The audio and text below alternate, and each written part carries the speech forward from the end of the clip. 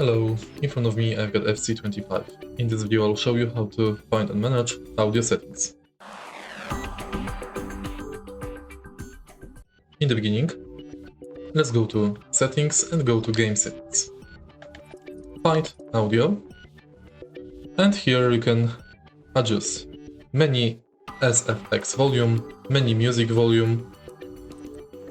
You can disable all music for streaming purposes. You can enable or disable many music during gameplay, beyond broadcast, and mix. You can change mix mode between stereo 5171. Next, you can manage commentary language, commentary theme, sideline commentator. You can change commentary volume, stadium ambience volume. You can disable critical commentary. You can enable or disable rush audio commentary language.